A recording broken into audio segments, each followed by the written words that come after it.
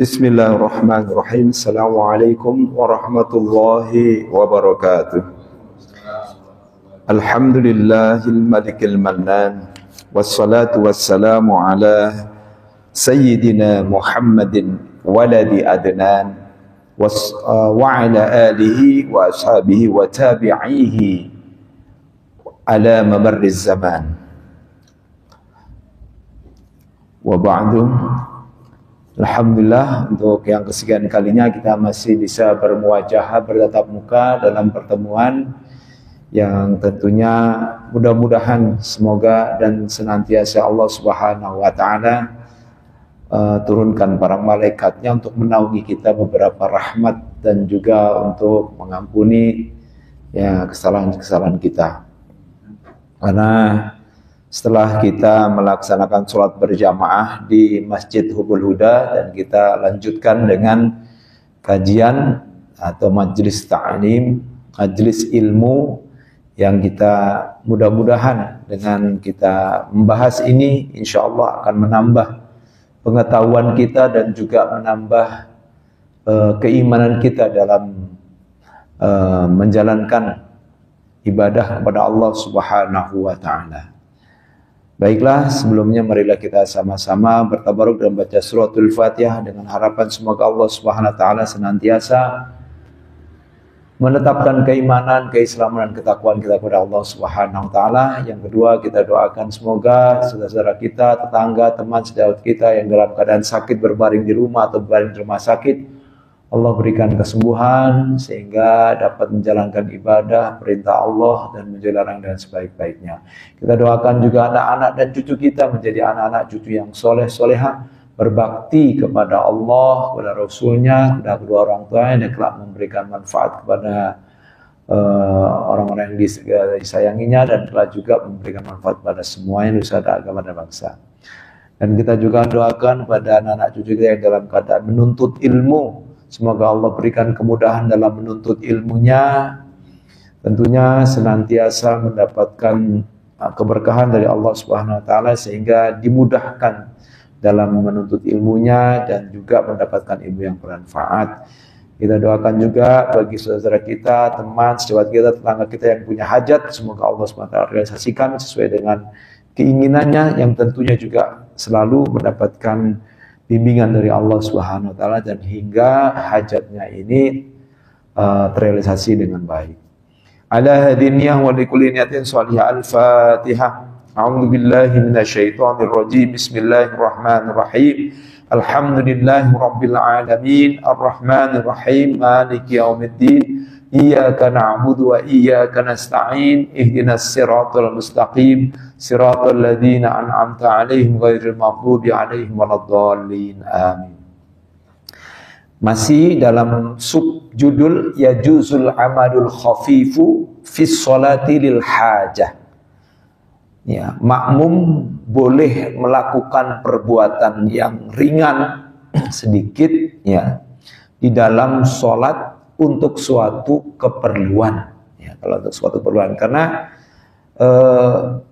menurut ulama-ulama 4 mazhab ya, yang pertama yaitu ulama mazhab Hanafi, bahwa gerakan yang dilakukan tidak untuk menyempurnakan sholat dan dilakukan berlebihan maka dapat membatalkan sholat.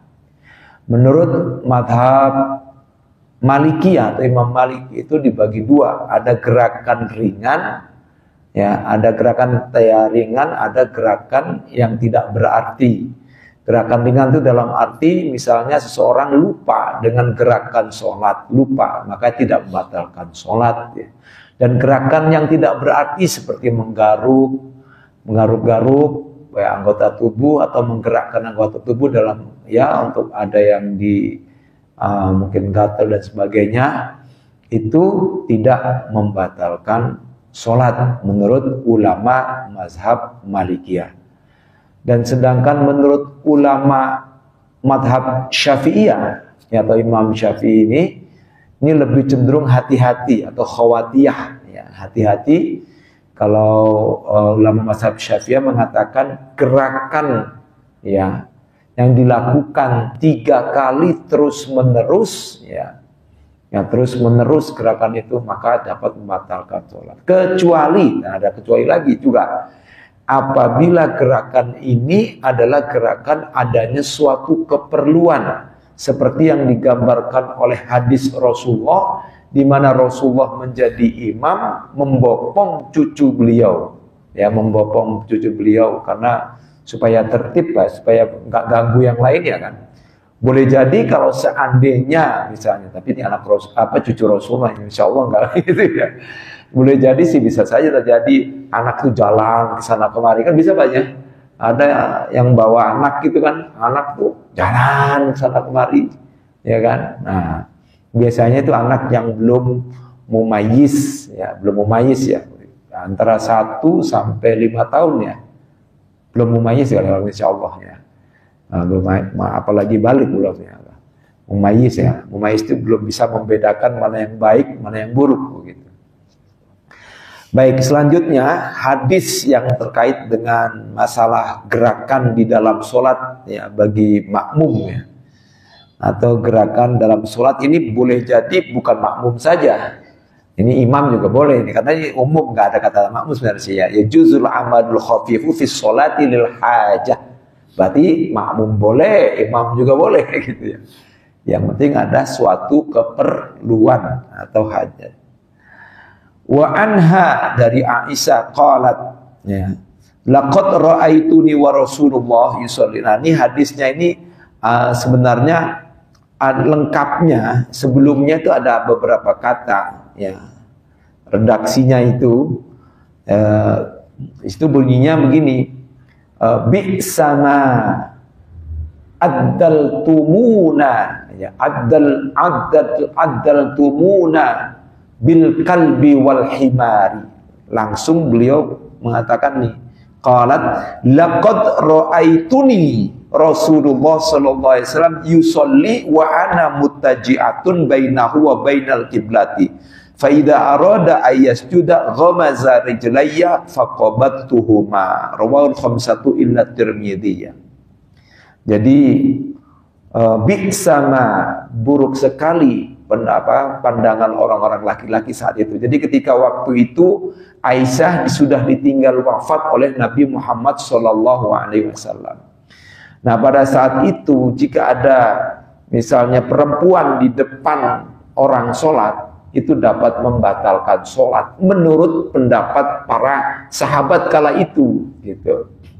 Nah, akhirnya Aisyah ini membantah pendapat itu, sehingga Aisyah mengatakan, ya buruk sekali pendapat mereka mengatakan, menyamakan kami addaltumuna, yaitu para orang kami perempuan, maksudnya gitu, menyamakan kami, yaitu apa? Bil kalbi, dengan seekor anjing atau seekor keledai yang berjalan najis begitu. Nah, kalau seandainya perempuan berjalan di depan orang sholat atau di depan sholat itu dapat membatalkan orang yang sholat, ini ada suatu pandangan yang menurut ulama sebagian itu dikatakan sebagai pendapat diskriminatif gitu, karena menyudutkan perempuan gitu kan. Maka Aisyah ini luar biasa, Aisyah mengatakan seperti ini gitu ya. Jadi enak aja gitu, ibaratnya kan kayak gitu, ngomong seenaknya aja gitu, masa batal gitu. Nah, sampai kemudian ini Aisyah mengatakan, ya, laqad ra'aituni, ya, ra'aitu itu saya, ini saya juga, artinya sungguh aku telah mengalami gitu. Laqad ra'aituni, sungguh aku telah melihat diriku, maksudnya begitu, artinya aku mengalami dengan ya mengalami sendiri. Wa Rasulullah, dan sedangkan Rasulullah sedang dalam keadaan sholat ya gitu. Wa ana muttaji'atun bainahu, sedang aku tertidur ya, atau tertidur terlentang di depan Rasulullah sholat ya, di antara kiblat dan di antara depan Rasulullah. Bainahu, baina Rasulullah wa bainal kiblah, dan di antara kiblat ke sana, kalau ya mungkin ini Rasulullah ada ke sana ya. Kalau di sana kan ngadepnya selatan kan. Karena kalau ini kejadiannya di Madinah. Kalau Madinah itu kan kiblatnya ke selatan. Yang udah umroh itu ya Pak ya. Nah, kan arahnya ke selatan. Ya. Ya, kalau yang belum umroh belum tahu. Ya, kita kalau yang belum pernah pergi haji atau umroh mungkin nganggapnya barat aja terus. Padahal kalau ngadep di sana mah, apalagi kalau di depan Ka'bah, ya kan?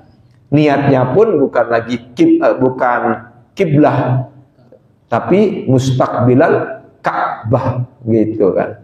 Misalnya usolli fardhol maghribi salasa raka'atin, bukan mustaqbilal kiblati, tapi mustaqbilal Ka'bah. Karena sudah di hadapan Ka'bah kita. Nah, makanya kita boleh ke sana ngadepnya ke sini. Mau yang di sana ngadepnya ke sini, yang di sini ngadepnya ke sini. Ini ngadep sini kan muter.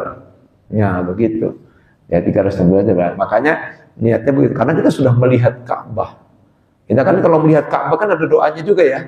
Allahumma zid, ya, Allahumma zidhu syarafan, ya kan, wa barakatan wa ta'dziman lana, ya Allah, ya kan, tambahkanlah keberkahan, tambahkanlah keagungan daripada Ka'bah ini bagi kami, gitu kan. Nah itu kan beda ketika nanti kita berada di luar daripada Masjidil Haram, ya, maka kita mustaqbilal kiblah. Kiblah itu sebenarnya arah artinya, sama dengan syatrah, itu arah juga asyatrah, ya kan? Ya, sama dengan juga tawajjuh, itu juga arah juga. Gitu. Jadi mengarah. Makanya menurut Profesor Mustafa Ali Yaqub, almarhum dulu itu ya ahli hadis Indonesia juga, itu mengatakan yang namanya searah, ya searah, tidak harus tepat sekali. Orang-orang dulu kan memang membuat masjid yang nggak bisa melihat secara tepat, ya kan, nggak bisa. Begitu zaman sekarang ada Google Earth, ya ketahuan itu dikit gitu ya. Akhirnya di sini bolong gitu ya, begini miring begitu ya. Nah, itu silakanlah, nggak masalah. Nah, itu pendapat masing-masing ya. Yang pengen memang hadap kiblat banget. Tapi kalau menurut Mustafa Ali Yaqub, kalau searah ya anting barat ya agak bumi itu sudah cukup, dia bilang. Baik, itu terkait arah. Nah, ini terkait Aisyah. Nah, Aisyah itu tidur ya, muttaji'atun, tidur ya. Telentang lah ya, bisa telentang, muttaji'atun bisa ya, pokoknya tidur aja ya di antara Rasulullah dan di antara kiblat. Fa idza arada ayasjuda, kemudian apabila Rasulullah ingin sujud nih, ya, ghamaza rijlayya. Ghamaza di sini sebutkannya 4. Rijlayya itu abiyadihi faqabat. Ghamaza itu sama dengan ya memberi isyarat bisa, atau ya menyentuh dikit lah. Maksudnya menyolek. Nah, menyolek ghamaza. Gitu ya. Nah, yusolli ghamaza alai rijlayya, atau memberi isyarat ya. Rijlayya dengan kaki saya. Jadi memberi isyarat atau menyentuh sedikit. Kayak faqabattuhuma, lalu aku tarik kakiku dulu, tarik gitu. Nah, ini Rawahul khamsatu illa Tirmidzi, diriwayatkan Imam yang 5 kecuali Imam Tirmizi. Wa fi riwayatin, dalam riwayat yang lain, kuntu amuddu rijli fi qiblatin Nabi. Dan aku juga pernah menjulurkan kakiku ya di kiblatnya Nabi pada saat Nabi sedang sholat. Wa huwa yusolli fa idza sajada ghamazani. Apabila sujud ya beliau mencolek saya, farafa'tuhu, aku angkat kakiku. Wa fa idza qama madadtuha. Apabila Rasulullah berdiri dari sujudnya ya, maka kujulurkan lagi kaki itu. Jadi kayak ya namanya orang tidur kan begitu. Ya kan, kesingkirin, lalu itu gerak lagi, ya kan, kesingkirin lagi. Kalau kita punya anak kan begitu kan, ya Pak ya. Biasanya di depan anak sholat itu kan kadang-kadang gitu. Ya, walaupun begitu kan saya yakin ya Aisyah itu tidak tidur pulas sekali kalau dalam posisi apalagi dicolek begitu. Ya, tapi masih ngantuk lah ibaratnya. Masih bisa mendengar suara Nabi gitu. Masih mendengar gerakan Nabi. Sehingga Nabi beri isyarat maupun Nabi mencolek sedikit saja itu. Ya, disinilah kemudian, yaitu ada satu pendapat, kemarin sudah dibahas kalau nggak salah ya, tapi nggak apa, saya ulang lagi, mohon maaf. Lamsul mar'ati la yanqud, menyentuh istri atau menyentuh perempuan tidak membatalkan wudu atau membatalkan sholat ya. Wa anna idiradal ma'ati amal musalli la yabtuluha, dan juga terlentangnya perempuan di hadapan kiblatnya seseorang yang sedang sholat tidak membatalkan. Waqad taqaddamat kullu minhuma fi makaniha, dan ini sudah dijelaskan keduanya tentang itu dalam babnya. Wa fihi jawazu taf'ul mar'ati wa ghairuha fi sholati lil hajah. Di dalam hadis ini mengandung satu kebolehan mencegah perempuan atau yang lainnya di dalam sholat karena adanya suatu keperluan. Jadi boleh bergerak gitu, ya. Menyempurnakan sholat juga boleh. Misalnya, ini kayak tadi misalnya kita sholat nih ya. Ya, anak-anak kan di tengah nih. Udah jelas di tengah. Nah, kita kan ngikutin di pinggir nih.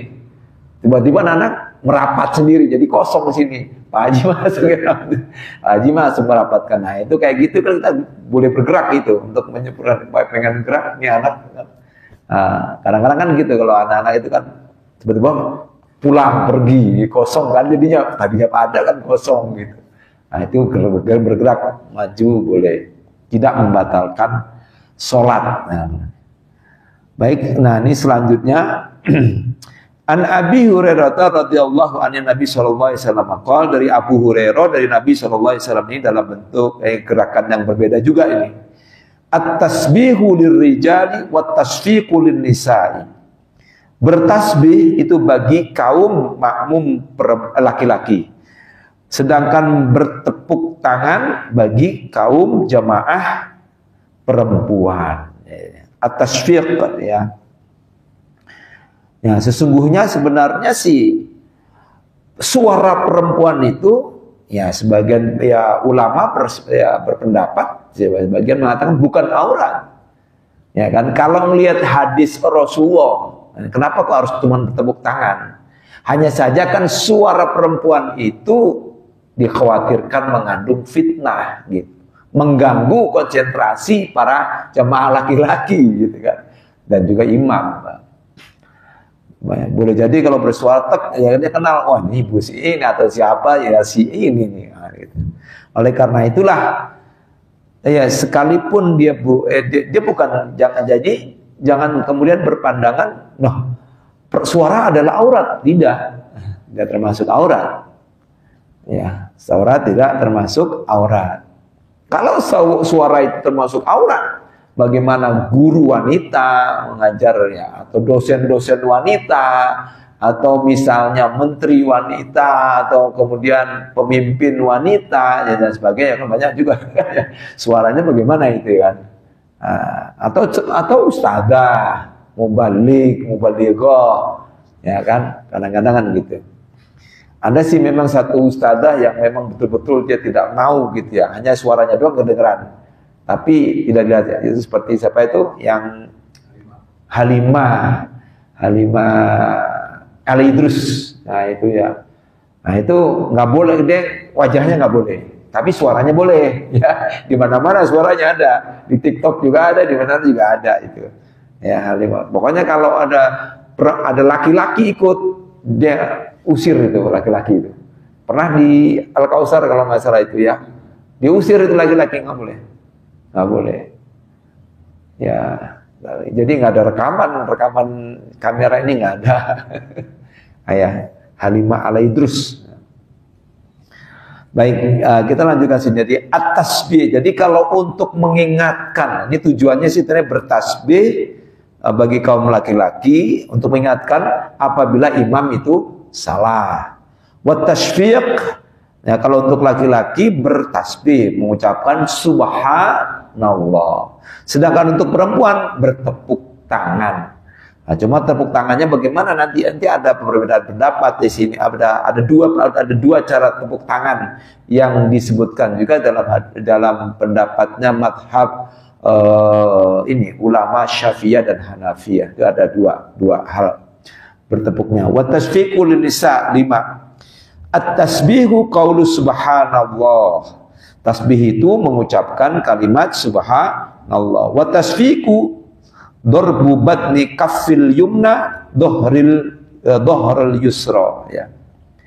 Jadi memukulkan telapak tangan kanan ke punggung ke punggung tangan kiri, begini. Nah, ini cara pertama ini yang menurut ulama mazhab Syafi'iyah. Ya, sedangkan menurut ulama Hanafi itu di sini kalau disebutkan, jadi dorbu dohru, ya, dohrul yumna, ya, ala kafil yusra, ya, al kafiyatil yusra, begini, ya. Kalau begini tidak disyariatkan, ya. Ini seperti tepuk tangan biasa, ini tidak disyariatkan, tidak, ini, ya, nggak boleh malah. Yang macam gini, ini boleh gini, atau jadi begini, ya. Nah, gitu. Ini kurang keras, ya. Nah, atau kalau ini kan agak lumayan nih. Ini agak lumayan. Nah, lebih ini lagi gini. Nah, nanti bahaya kalau seandainya kayak nembuk ada burung gitu. Nah, itu beda lagi. Nah, kalau tepuk tangan biasa itu nggak boleh. Nah, itu udah 2 cara seperti itu, Pak, ya, yang dilakukan oleh yang disyariatkan oleh atau yang dianjurkan oleh ulama, baik ulama Syafi'iyah dan ulama Hanafiyah. Nah, ini disebutkan, kita jelaskan lagi, wahuma masyru'ani lil hajah fi sholati, ya, katambihil imami idza saha. Keduanya itu yaitu membaca subhanallah dan bertepuk tangan bagi subhanallah bagi laki-laki dan juga bertepuk tangan bagi perempuan, itu disyariatkan untuk suatu keperluan atau sangat dianjurkan, ya, di dalam sholat berjamaah untuk mengingatkan imam yang sedang lupa, idza saha, ya. Wal idn, di sini juga dikatakan wal idni fi syai'in, atau untuk apa, ya, udzur syar'i, izin mau pengen keluar ke mana atau ada sesuatu, mengingatkan dia pada dia sedang sholat, gitu. Itu boleh juga. Bahwa dia sedang sholat, subhanallah, ya, untuk mengingatkan, ya, bahwa dia sedang sholat. Wal iltifatu ila syai'in, atau untuk mengasih tahu untuk agar ada sesuatu, gitu, ya. Misalnya ada sesuatu yang lewat atau apa gitu, mengingatkan, nah itu boleh. Wa in qasada bihil i'lamu bi annahu fi sholati fala. Nah, tapi menurut ini pendapat ada satu penjelasan, apabila dimaksudkan untuk ngasih tahu bahwa dia sedang sholat, maka itu tidak disyariatkan, disebutkan. Ya, ini ada perbedaan pendapat berarti kita kan. Ya, dalam kitab itu penjelasan kitab Fathul Qorib itu dijelaskan seperti itu, dibolehkan. Wahtassatil mar'atu bitasfiqi li annahu, ya, astarulaha. Jadi khusus untuk perempuan dengan bertepuk tangan, karena itu lebih untuk menutupi dirinya, untuk menghilangkan fitnah, khawatir ada fitnah.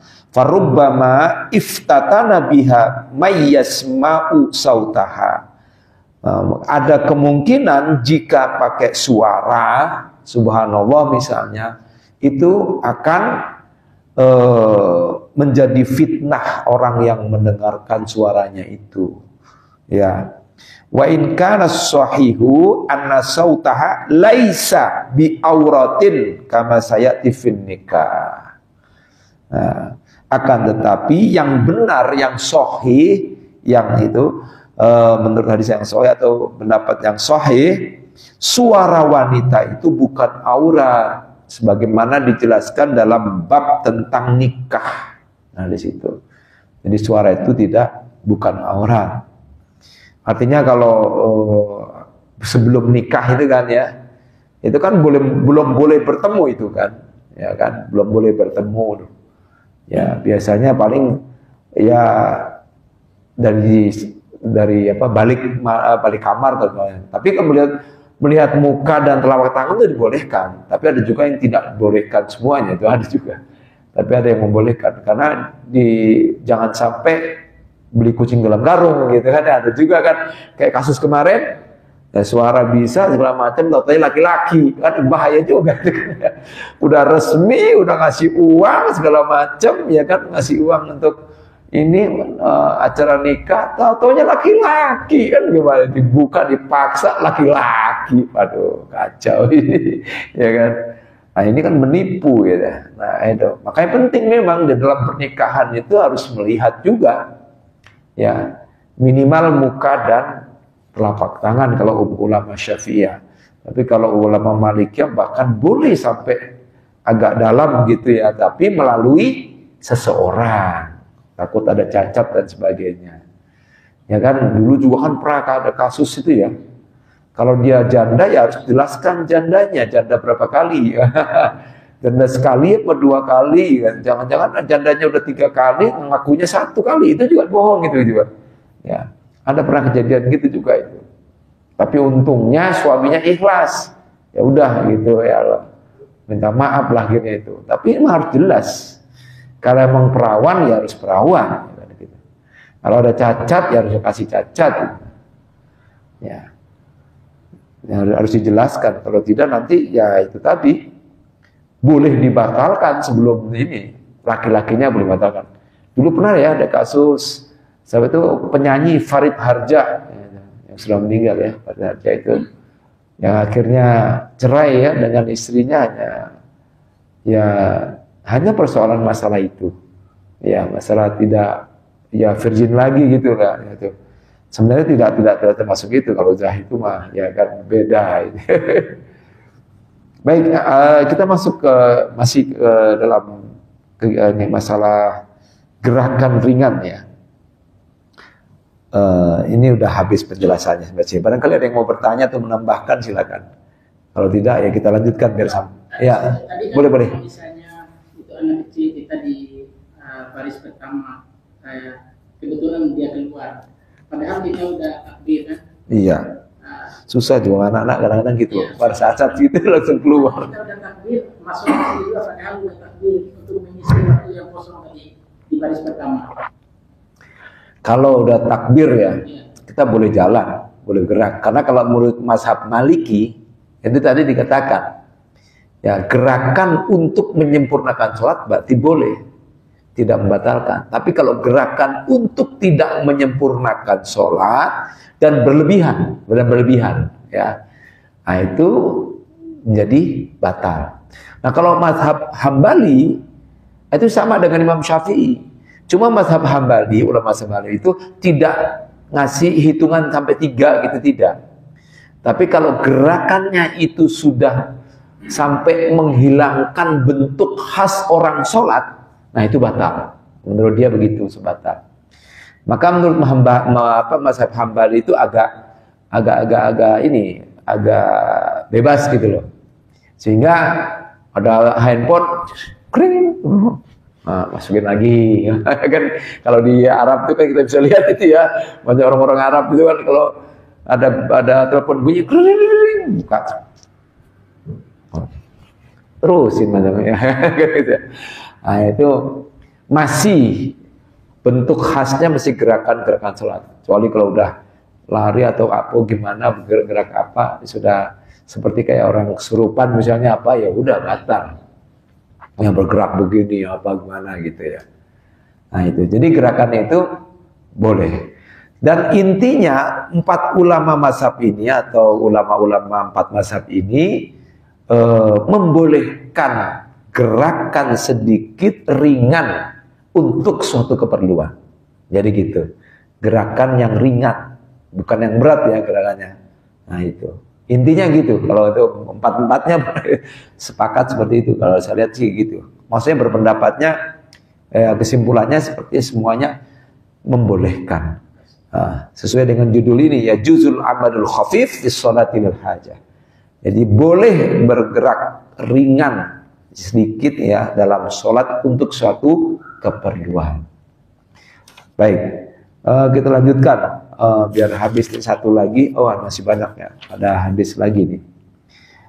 Mana qala, jadi an Sahl bin Sa'd dari sahabat Sahal bin Sa'ad dari Nabi Muhammad SAW berkata atau bersabda, man nabahu syai'un fi sholati falyusabbih fa innahu idza sabbaha ultufita ilaihi wa innamat tasfiqu lin nisa'i. Ini menguatkan hadis yang barusan tadi. Ya hampir sama. Berarti tidak hanya untuk menegur imam. Nah, ini ada man nabahu syai'in. Siapa saja yang di dalam sholatnya ada sesuatu hal yang mengganggunya, ya. Di sini penjelasannya, man arodolahu syai'un katambihi ila maslahatin. Jadi yang tampak ada sesuatu di hadapannya yang harus dia melakukan sesuatu untuk mengingatkan, misalnya untuk kemaslahatan. Nah, ini untuk maslahat. Audaf'i mafsadatin falyasbih atau falyusabbih, ya. Atau untuk mencegah suatu hal yang berbahaya, maka hendaklah bertasbih. Wat tasfiqu lin nisa, ya. Wat tasfiqu lin nisa, sedangkan perempuan bertepuk tangan. Wa hadza wal akmal, inilah yang lebih sempurna. Wa illa falau safaqar rajulu wa sabahatil mar'atu fala butlan. Cuma di sini ada satu pendapat nih menurut kitab ini. Dan kalau tidak seperti itu tadi, kebalikannya nih, ya. Laki-laki yang bertepuk tangan, terus kemudian yang bertasbih perempuan, itu tidak membatalkan katanya. Fala butlan. Jadi tidak membatalkan. Nah, tidak membatalkan. Jadi kebalik, boleh jadi bisa kebalik ya. Yang tepuk tangan laki-laki, yang perempuan subhanallah karena kaget, bisa aja kan ada sesuatu kaget gitu kan. Pilih-pilih. Oh, langsung ada yang lain. Subhanallah. Ya, kadang-kadang karena kaget kan spontanitas keluar gitu kan. Ada lagi. Nah, ini di sini dikatakan tidak membatalkan, kalau sebaliknya bisa terjadi seperti itu, ya. Kemudian nantinya Ani bin Umar radhiyallahu anhu, dari Ibnu Umar, jadi Abdullah bin Umar, ya anaknya Umar. Qala qultu li Bilalin, aku berkata kepada Bilal, kaifa kana Nabi sallallahu alaihi wasallam yaruddu alaihim hina ma kanu. Qultu di sini maksudnya bertanya ya. Aku bertanya kepada Bilal, bagaimana Nabi Muhammad SAW itu menjawabnya, ya, menjawab salam mereka ketika mereka mengucapkan salam kepada Nabi yusallimuna alaihi wa huwa fis shalah, sedangkan Nabi sedang sholat. Ya. Qala kana yushiru biyadihi. Beliau ya mengisyaratkan dengan tangannya. Boleh begini atau boleh, gitu. Mengisyaratkan sedang sholat dengan tangannya. Karena yushiru biyadihi. Jadi itu kalau kelihatan. Nah kalau nggak kelihatan tutup rapat. Kita sedang di suatu tempat gitu, misalnya di rumah, ada salam, ada tamu datang, assalamualaikum, gitu ya. Nah itu bagaimana kita? Subhanallah aja, subhanallah. Tahu lah, kalau yang ngerti pasti tahu. Oh lagi sholat, ya, lagi sholat gitu. Rawahu Tirmidzi, diriwayatkan oleh Imam Tirmidzi, Abu Daud. Dan sini sanadnya sahih. Bil qaul bal bil isyarah. Nah di sini ada penjelasan juga nih nanti di hadis yang kedua nanti. Wazada wa basata kaffahu ja'ilan dhahrahu ila a'la. Nah beliau itu memberikan isyaratnya bukan begini ya. Tapi di sini dijelaskan, mohon maaf nih. Ada satu tambahan, wa basato kaffahu, dia telentangkan tangannya ini. Ya, telentangkan, ja'ilan dhahra, kemudian dia balikkan begini punggungnya. Ila a'la. Gitu. Ini ada tambahannya dari Abu Daud. Ya, menambahkan. Jadi gitu. Gini ya. Gini ya, betul ya. Begini terus begini. Basato, yang besutu kan begini ya. Membentangkan ya. Kaffahu. Mabsut ya, mabsutotan ya. Terus. Kemudian ja'ilan dhahra. Setelah itu dibalikkan punggungnya. Berarti kan begini terus begini. Nah, gitu. Ila a'la, ya, berarti ke atas ini. Nah, ini cara isyarat Nabi ketika dalam posisi sholat. Gitu. Yang boleh jadi kita diam, orang nggak tahu kan. Nah, cuman kalau yang tertutup ya subhanallah saja. Ya, nanti ada penjelasan tambahan di sini. An Jabir radhiyallahu anhu qala kunna ma'an Nabi sallallahu alaihi wasallam fa ba'athani fi hajatin faraja'tu wa huwa yusalli fa sallamtu alaihi wa lam yarudda alayya zada wa fi riwayatin wa qala bi yadihi hakadha ay asyara biha falamma insarafa qala innahu lam yamna'ni an arudda alayka illa anni kuntu usalli. Ini Nabi beda lagi nih ya. Zada fi riwayatin kunna ma'an Nabi, menurut sahabat Jabir ya, kami bersama Nabi Muhammad sallallahu alaihi wasallam ya, kunna ma'an Nabi sallallahu alaihi wasallam fa ba'athani fi hajatin. Kemudian aku diutus oleh Nabi untuk maksudnya disuruh oleh Nabi untuk suatu keperluan. Nah, sepulangnya dari situ datang kepada Nabi, tapi Nabi sedang sholat. Aku mengucapkan salam kepadanya.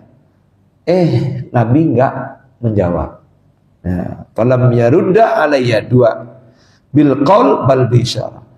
Tidak menjawab dengan jawaban salam, tetapi dijawab dengan, nah ini, qala biyadi, maksudnya dengan isyarat. Biyadihi hakadha ay asyara biha. Dengan tangannya seperti ini. Ya, ay asyara biha, atau dengan memberikan isyarat. Yang tadi dijelaskan tadi, membentangkan tangan dan begini. Cuman yang di hadis ini tidak dijelaskan membentangkan tangan dan begini, tidak. Boleh jadi nanti pendapat orang boleh juga isyarat yang lainnya, atau gini atau gana gitu ya. Ya. Zada ayudah falamma insarafa, kemudian setelah selesai Nabi melakukan salat, qala innahu lam yamna'ni an arudda alaika illa anni kuntu usalli. Sesungguhnya ia tidak melarangku untuk menjawab salam kepadamu ya, kecuali sesungguhnya aku hanyalah ketika sedang aku sholat, maksudnya ketika pada saat aku sholat. Ya. Jadi Rasulullah itu tidak pernah melarang diriku untuk tidak menjawab salam orang lain ketika aku sedang sholat, menurut Imam sahabat Jabir. Rawahul Bukhari bidunil isyarati wa Muslimun wa Abu Daud bitamamihi. Dan diriwayatkan oleh Imam Bukhari ya. Kalau Imam Bukhari meriwayatkan tanpa ada kata-kata isyarah, kalau Muslim dan Daud bitamami, itu lengkap dengan kata-kata bil isyarati ya, gitu. Imam Bukhari meriwayatkan redaksi kata-katanya tanpa kata isyarat. Sedangkan Imam Abu Daud dan Muslim meriwayatkannya dengan pakai yang sempurna, pakai isyarat tadi. 3 ada penjelasannya. Walafduhu arsalani Nabi sallallahu alaihi wasallam ila Banil Mustalik fa ataituhu wa huwa yusalli fa kalimatuhu fa kallamtuhu fa qala li bi yadihi hakadha thumma kallamtuhu fa qala li bi yadihi hakadha wa ana asma'uhu yaqra'u ya wa yumi'u bi ra'sihi fa fahima min hadaini annal isyarata fi sholati bil yadi au birroksi jaizatun lil hajati. Jadi isyarat dalam sholat dengan tangan dan anggukan kepala itu dibolehkan di dalam sholat. Ini dikatakan gitu. Ya, silakan. Kadang-kadang bukan ini sih Pak, kita sering orang membawa salam, kita belum bisa jawab karena di luar misalnya malam atau ini. Tapi lihat orangnya ada. Setelah itu kita merinding pada itu. Saya lihat orang nggak ada yang kiri kanan atau ke malam itu. Sholat tahajud? Enggak. Orang bawa salam di luar rumah kan? Iya. Assalamualaikum. Assalamualaikum. Tapi lihat orang yang ada udah malam gitu kan? Iya. Setelah kita keluar lihat kebenaran orangnya, jadi badan kita merinding sendiri. Boleh jadi itu salam tetangga, boleh jadi ya. Kadang-kadang saya enggak. Kebetulan itu saya 2 kali itu pas ada orang meninggal. Pas itu yang meninggal itu bawaan seperti saya begitu orang itu udah meninggal. Ya bisa juga Pak ya, walau biswab ya. Saya menganggapnya itu mungkin korin. Nah korin itu kan ya teman dekat lah atau yang selalu menyertai dia sejak dia kelahiran dia.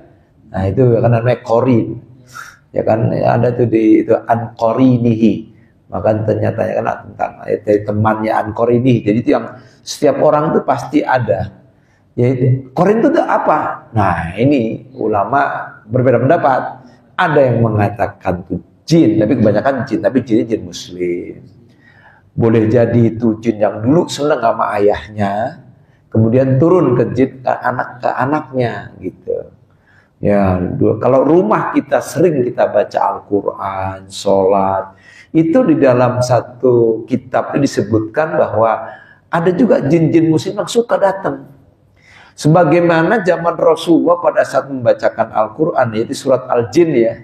Qul uhiya ilayya annahu istama'a nafarum minal jinni faqalu inna sami'na Qur'anan ajaba yahdi ila rusdi fa'amanna bih. Itu kan jin-jin beriman itu. Qul uhiya ilayya annahu, katakanlah diwahyukan kepadaku, annahu istama'a nafarun, ada sekelompok jin ya yang mendengar.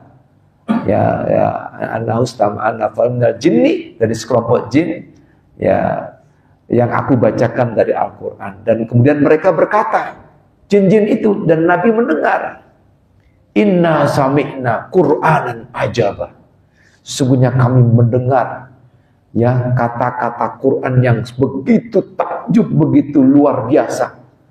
Itu ada kakek jin-jin juga kagum mendengar bacaan Quran itu. Boleh jadi jin-jin. Jadi supaya rumah kita itu yang masuk adalah korin-korin yang baik atau jin-jin yang baik, atau boleh jadi malaikat yang malaikat rahmah ya. Nah, itu maka kita ya itu tadi di dalam hadis kan dikatakan ij'alu bi sholatikum fi buyutikum wa la taj'alu buyutakum kubura. Nah itu hadis tuh. Jadikanlah sholat-sholat kalian, sebagian sholat kalian itu di rumah-rumahmu. Jangan-janganlah jadikan rumah-rumahmu seperti kuburan. Gitu. Identik kuburan berarti kan ada sesuatu. Kuburan itu kan namanya mengerikan. Ya kalau malam kan ya gitu serem lah gitu ya. Gitu. Bahkan saya lihat itu ada tuh siapa sih yang Maulana itu ya, yang suka ngasih apa tuh, yang YouTuber ya, yang berasal dari Indonesia tapi kerja di Arab. Pernah itu saya melihat itu kayak apa, dia nyenter, dia sengaja pengen membuktikan di makam baki itu kalau malam ada apa gitu. Di center pakai kamera dari jarak jauh, di jauh. Itu ada yang banyak berseliweran jalan itu. Putih gitu. Kayak itu yang baik-baik gitu kan ya, jalan gitu. Tapi begitu di center lebih dekat lagi, gak ada. Dari jauh ada lagi kelihatan gitu. Nah itu dia bilang, katanya tuh saya heran, apa itu? Ya mungkin juga kan itu bisa juga kan jin-jin yang baik dan sebagainya. Atau boleh jadi juga itu ya orang-orang yang di alam barzah. Nah, ya kan? Kan sebenarnya kan barzah itu kan kalau melihat ayat surat Ar-Rahman ya, bainahuma barzahul la yabghiyan. Di antara dunia dan dunia dan akhirat apa ya? Ya dunia dan akhirat ya. Itu ada satu alam kan, namanya alam barzah. Ya kan? Tidak bisa menembusnya kan disebutnya gitu kan. Ya kan? Bainahuma barzahul la yabghiyan. Tidak akan bisa menembusnya. Nah sesungguhnya kalau menurut Quraisy Shihab itu, orang-orang yang sudah wafat menurut penafsiran dalam tafsir Al-Misbah ya, dikatakan itu melihat dengan jelas apa yang dilakukan oleh keluarga-keluarganya. Jelas dengan keluarga. Nah kalau dia melihat keluarganya itu berbuat buruk, aduh sedih, keluarganya sedih. Tapi kalau keluarganya itu berdoa untuknya, doain malam Jumat kemudian sampai dia doain, senang sekali dia. Itu gitu. Ditunggu malam Jumatnya. Itu kan rebutan untuk saya. Terima kasih itu Pak. Mohon maaf billahi sabil haq wal afu minkum. Wassalamualaikum warahmatullahi wabarakatuh.